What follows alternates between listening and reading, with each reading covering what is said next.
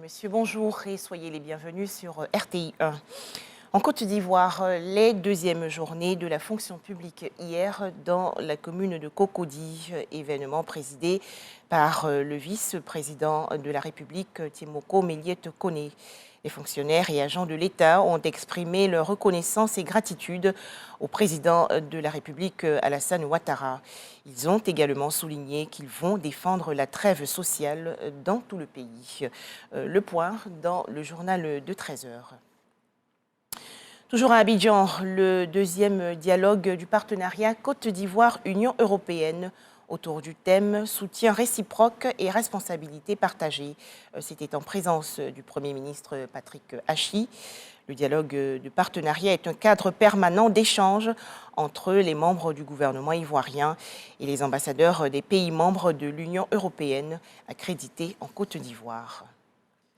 Cette autre actualité nationale, notamment des réflexions sur la prévention et la réponse aux urgences. C'est une initiative du ministère de la Solidarité et de la lutte contre la pauvreté en partenariat avec le Bureau de la coordination des affaires humanitaires des Nations Unies. Une opportunité pour les acteurs de la gestion des risques de préparer un plan de contingence nationale multirisque afin de garantir une meilleure prise en charge des victimes. Les explications dans ce reportage de Jean Djadji.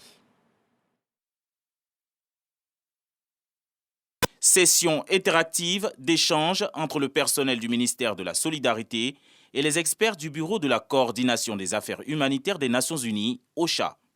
La cartographie des zones les plus touchées par les sinistres en Côte d'Ivoire est présentée. Voici l'une des étapes de l'élaboration du plan national de contingence multirisque. Ambition, améliorer la stratégie de réponse du ministère de la Solidarité contre les urgences humanitaires. En Côte d'Ivoire, le ministère de la Solidarité et de la lutte contre la pauvreté enregistre une récurrence des inondations, d'écroulements de bâtiments et de tempêtes sur la période 2019-2022. Au vu des rapports, renforcer la préparation opérationnelle devient une priorité pour l'État de Côte d'Ivoire. Nous allons identifier les aléas et les risques.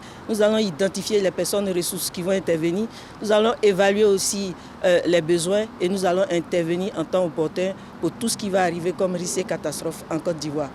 Le renforcement des capacités du personnel du ministère de la Solidarité et leur familiarisation aux outils de gestion de risque sont les objectifs spécifiques de ces travaux. En image, l'actualité hors de chez nous au Cameroun, bilan revu à la hausse après le glissement de terrain survenu à Yaoundé, la capitale politique. Au moins 14 personnes sont mortes dans l'éboulement d'une colline du quartier Damas. Ces personnes assistaient à une cérémonie de funérailles.